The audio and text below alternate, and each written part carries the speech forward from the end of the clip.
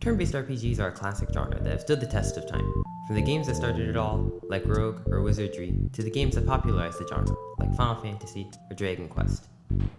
I've put my hours into all sorts of games in the genre, and after playing so many, I've started to notice some design patterns, but we'll get into those later. But before we get any further, we should describe exactly what type of games I'm talking about. Turn-based games can be broadly identified through some fundamental design decisions. At its basics, it involves players and enemies battling each other by choosing actions, taking turns. There are some other tropes like items, stats, or parties, but that's a turn-based RPG at its basics. But where did turn-based RPGs come from? They originated from the attempt to convert tabletop RPGs to, at the time, new age computer games. Tabletop RPGs like Dungeons & Dragons share a lot of similarities to turn-based RPGs, but Dungeons & Dragons is run by a Dungeon Master. A Dungeon Master is a player of the game, but instead of participating in the game, they design the world, enemies, encounters, and moderate the game that the players play through. Now there are going to be differences when trying to adapt a game that's played by humans for humans to a game that's played by a computer for humans. I believe that the root of a fun game is the amount of engaging decisions you can let your player make. One of the fundamental issues of RPGs compared to tabletop games is that there is no dungeon master, only a computer. A dungeon master running a game can have the initial plans laid out, but is still able to adapt to the infinite amount of decisions their player characters could decide to make. An example of this could be if a player character wanted to pet a dog. A dungeon master could easily add this event to the story and adapt around it. However, a computer would have needed to have that option added deliberately, meaning it can't easily adapt or add things like a human could.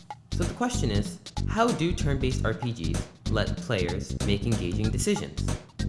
RPGs on computers lean towards the strength of computers, being stats, because stats are just numbers, and computers love numbers. Most RPG solutions to the lack of adaptability is to let players feel engaged by letting their stats go up and getting bigger numbers. Wait, we can't go yet. We don't have enough XPs to fight the boss. Then we'll do the thing that makes up most RPGs. Grind. What's that? Fighting menial enemies until we're stacked. Relying on players simply getting better stats as a way to feel engaged doesn't really work. It means that defeating tough or challenging enemies doesn't feel like a challenge or doesn't feel very engaging, it just takes longer. And dominant strategies start to pervade, hindering player creativity, all in an effort to reduce grinding to get your numbers big. Now I've been making the situation for turn-based games sound kinda grim, but they are my favorite genre of game. So how do other turn-based RPGs stay engaging? Games like Chrono Trigger focus on less frequent but more challenging enemy encounters, but puts less of an emphasis on grinding.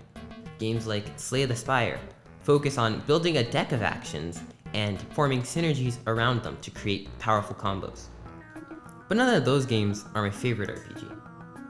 And none of those games are the games we're going to talk about today. The game we're here to talk about today was a GameCube game that came out in 2004.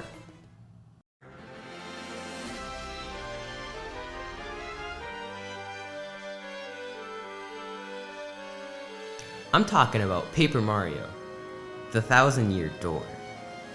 Released in 2004, Paper Mario: The Thousand-Year Door has received the status of an occult classic and is my favorite game of all time.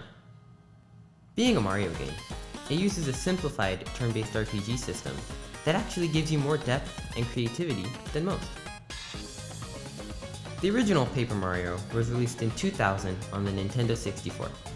It introduced many of the battle mechanics that I appreciate so much in The Thousand-Year Door. Paper Mario N64 walked so that The Thousand-Year Door could sprint. But let's get into the specifics about why The Thousand-Year Door is my favorite turn-based RPG.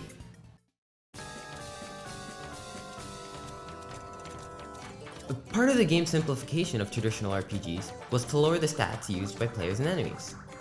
Lower numbers actually makes it easier to strategize and deal optimal damage, making grinding less impactful. We can see the difference of power scaling between small numbers and big numbers by comparing the 1000-Year Door to a more traditional RPG.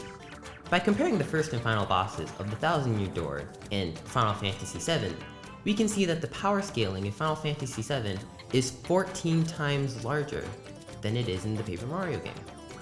So not only do the numbers start low in Paper Mario, they also stay low. In a traditional RPG, when you level up, all your stats increase.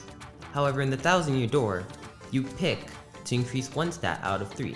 Health points, which is used for endurance, flower points, which you use for skills, and badge points, which you use to equip badges, which I'll get into later. Battles in the 1000-Year Door take place on a stage, in which the audience can factor into the combat.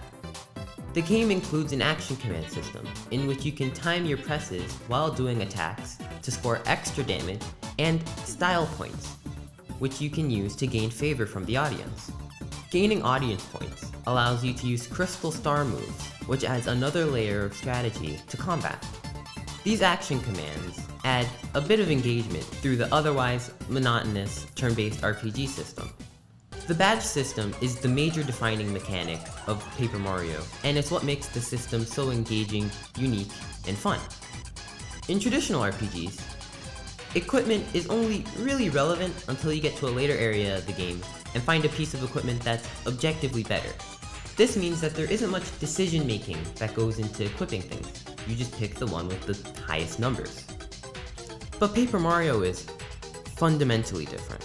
Paper Mario features a badge system. It's similar to equipment, but different in very important ways. Each badge in the 1000-Year Door is different from one another. They either provide a passive or active ability for Mario or his partner to use in combat. Because each badge is different, one never makes another irrelevant. And because the amount you can use is tied to your BP, it inherently encourages players to strategize and form synergies. All these factors make it the most engaging, creative, and fun turn-based RPG system I've ever played. It's a shame that it was only used twice, 15 years ago. Modern Paper Mario shows no inclination to coming back to this style, so the perfect battle system will become something to make context CPTs about.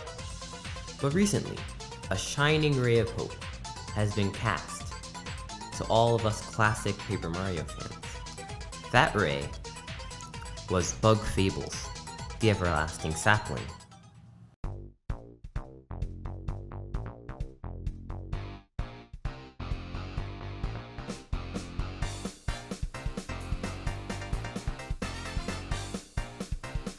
Bug Fables was released in 2019, years after the 1000-Year Door, and everything from its art style to its battle system is heavily inspired by the first two classic Paper Mario games. However, Bug Fables takes what those games did 15 years ago and advances the formula, making, arguably, an even better battle system. But what additions does Bug Fables make to advance the Paper Mario battle formula? Well, first, instead of having a party that just consists of Mario and a partner, the game has a static party of 3 characters, each with varying sets of moves and abilities. Because of each party member's varied toolkit, it allows very interesting and dynamic strategies to form between how you use each character. Second, badges have been made to be more dynamic and interesting, allowing each party member to separately equip their own badges. This further emphasizes the use of making synergies. Finally, bosses have been made to be much harder than in a Paper Mario game. They all have interesting designs and are made to challenge even veteran classic Paper Mario fans.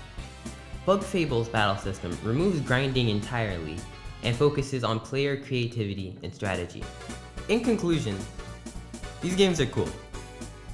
There's other RPGs that I could have talked about, and there's other RPGs that I like for other reasons, but this is the one that I've definitely thought about the most, and it's definitely the RPG that I wanted to talk about the most.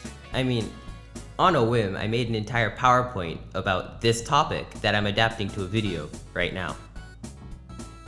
Are you done now? I'm done, that's it. Yeah, you can't just end it on a whim. Yeah, I can. No, you can't. Okay, this is the outro, bye!